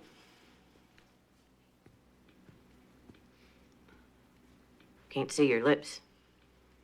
Now, you are not going to do anything that keeps us here 1 more minute longer than we have to be. Now, come on.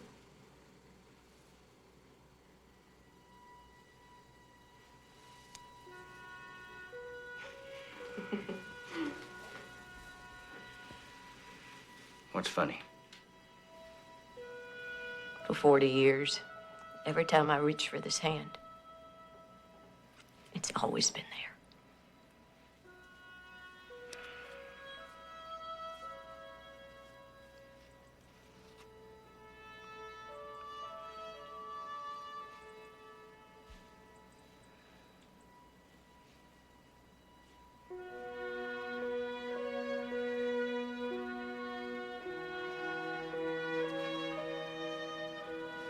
Let's go.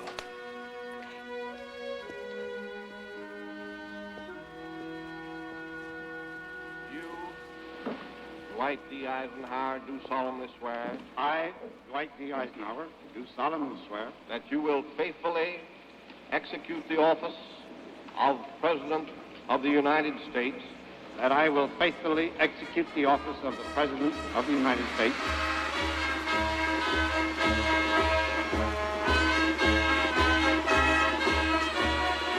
While I got the roar of the crowd, Harry and Bess went down to Union Station. Later, the president was going to have a big problem running red lights. He didn't have to stop for one for 8 years, and he got out of the habit. They were going back to Independence to live once again in Grandmother Wallace's house. No Secret Service protection was provided. No reporters came. His only income was his Army pension, $112.56 a month. When Harry Truman left the White House, the polls showed an approval rating of only 32%.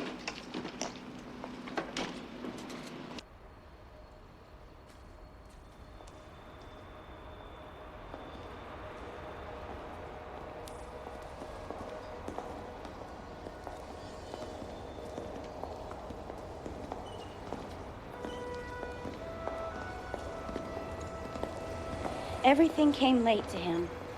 A soldier at 33, my father at 40, a senator at 50, president at 60.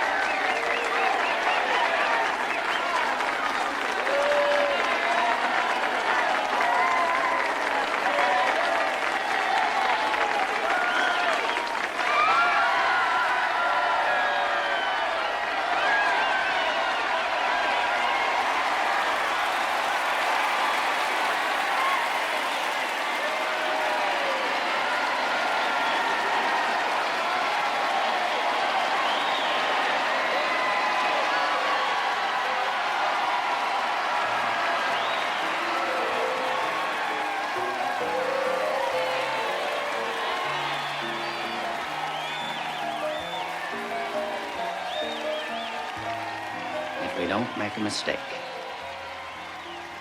What a paradise we could make of this world.